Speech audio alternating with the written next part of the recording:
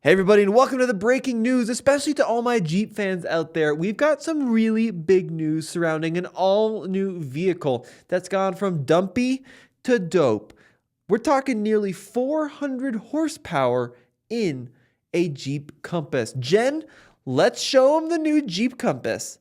That's right. So just yesterday, Jeep pulled the covers off of the all-new Compass, and this is a really big deal. The current Compass has been around for a bunch of years now, and it's always been a little underwhelming, at least in my opinion. It's been a good family mover. It's done a lot of things quite well, but it hasn't really moved the needle in any way, and to be frank, most rational people go out and buy a RAV4 or CRV in this small class. But this new Compass looks awesome, although there is a huge catch, which we're going to get to in the end. Now, this information comes to us from Europe, where Jeep has pulled the covers off for the European version of the Compass.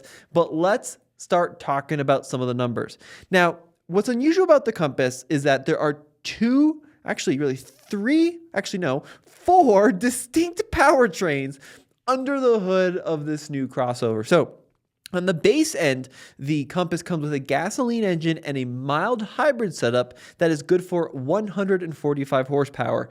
That is not a ton, but keep in mind, especially for Europe, it's a pretty small vehicle, and if off-roading isn't the key attribute of this vehicle, 145 horsepower should be enough. Now, above that mild hybrid system is the Compass I am most interested in. Everybody pay attention, because there is a 195 horsepower plug-in hybrid. Now, plug-in hybrids in this category, we've seen them with vehicles like the RAV4 Prime, now called the Toyota RAV4 plug-in hybrid, and they offer a great solution. We are talking a decent amount of all-electric range in the RAV4. It's about 40 miles, combined with a gasoline engine that can propel the car when the battery's dead. So you get the efficiency of driving on electricity, the cost savings of driving on electricity, but the ability to road trip. And this vehicle is launching in Europe with a plug-in hybrid version, which is such a great idea. And if this vehicle ends up coming to the US, as a hint of the catch at the end, I think a plug-in hybrid would be immensely successful. Now, for those that are looking for something a little bit more, in line with some of the electrified options on the market, what's unusual about this new Compass is that it comes in both gasoline hybrid and full electric versions. And there are two full electric versions. There's a 213 horsepower front-wheel drive version and a whopping 375 horsepower all-wheel drive Jeep Compass electric monster. 375 horsepower. I mean, it's more than a GR Corolla in a small crossover. Now, according to Jeep, on the WLTP range, this should be good for about 403 miles on a single charge. WLTP is a different range rating than EPA. EPA is typically a little bit harsher, so it'd probably be closer to like low to mid 300 mile range. And then they're saying 160 kilowatt DC peak fast charging, so a 20 to 80% charge in 30 minutes. Nothing too groundbreaking there from a charging standpoint, but listen, over 300 miles of usable range and almost 400 horsepower in a Compass is pretty wild. Now, the Compass has grown quite a bit, so it's actually changed the architecture, the bones underneath. It's gone from a Fiat Chrysler automobile setup to the new STLA Stella medium platform. So it's gotten about 6.1 inches longer, and then it's also gotten, more spacious on the inside. It's gained about 1.6 cubic feet worth of trunk space. Now, let's take a look at some of the images. Jan, if you wouldn't mind, let's take a look at this green one called the Jeep Compass First Edition Hawaii. The look is sort of in the same vein as the current Compass, but it's gotten more angular and aggressive. So of course you still have those iconic 7-slot grille in the front, but it's got a really kind of Hot Wheels look where they've raised the belt line of the vehicle, kind of shrunken the roof down. It's got a black painted roof in this First Edition Hawaii version, which is kind of an interesting look. I'm worried about outward visibility, but it does look much better than the current one, especially the pre-facelift of the current one always looks a little dumpy. And Jan, if we go over to the rear of the car, let's see what it looks like. There's a side profile. You can see the squared off fender flares. There's the rear. So you've got these really unique kind of C-clamp taillights with that continuous light bar that extends the entire width of the vehicle with Jeep illuminated there in the center. I think it actually looks really, really good. Keep in mind that this is not a Wrangler competitor. This is more in line with, like we talked about, CRV, RAV4, Equinox. And when you compare this car to those, dang, it looks really good. It looks pretty butch and aggressive. Now, let's take a look at the blue one. Kind of a different look here. This is clearly a more luxury-oriented version, if you ask me. A little bit more street-oriented. This one's got maybe a little bit less going on with some of the boxed flares and that kind of thing, but also still a handsome vehicle. If we want to cycle through some of those images, we can see how it looks in the pictures. And it almost looks like a concept vehicle, but I do believe that this is the full-on production version. So kudos to Jeep for coming out with kind of a cool design in this vehicle. Now let's go ahead and talk about some of the specs a little bit.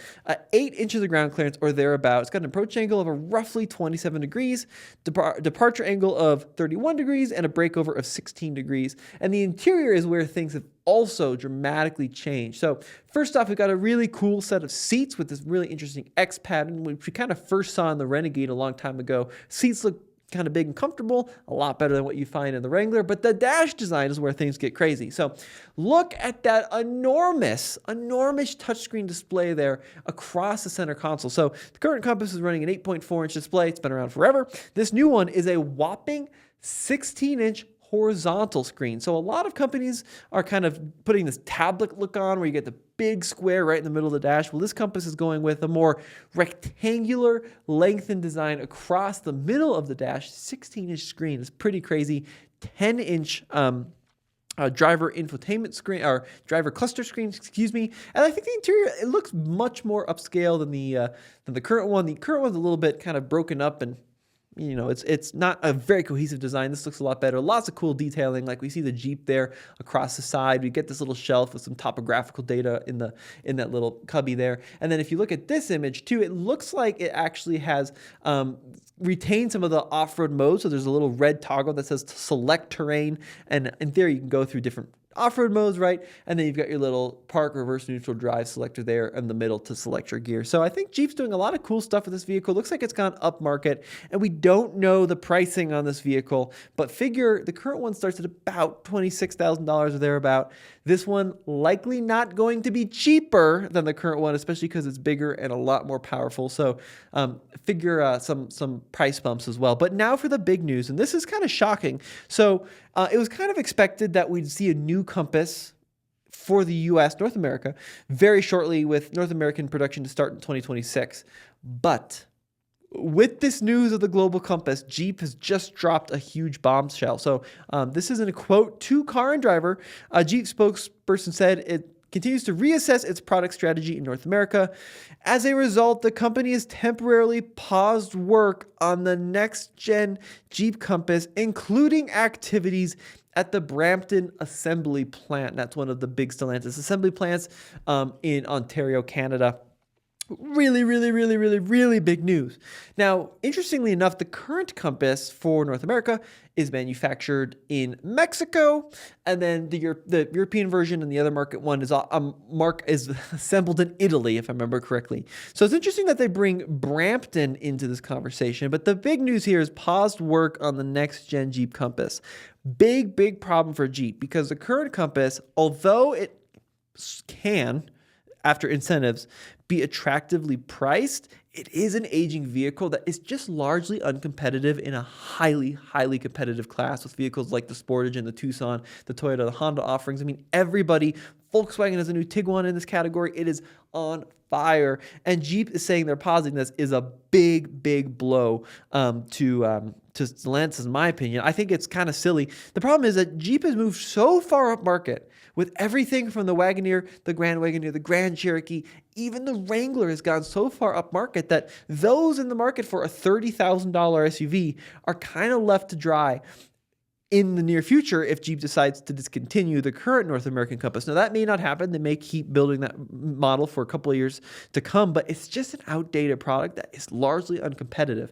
This is competitive. It's got an all-new platform. It's got gas and electrified and hybrid choices. That's a key thing, and I really think it's a fundamental mistake to not build this vehicle for North American markets, and I'm hoping that they reassess and that happens. Now, we have heard rumors about an upcoming new Cherokee, which would be great because, not Grand Cherokee, normal Cherokee. KL has been out of production for a long time. So a new Cherokee could fill this gap as well if Jeep decides to go that way. But please, Jeep, bring this to the States. I think this could be a really big seller.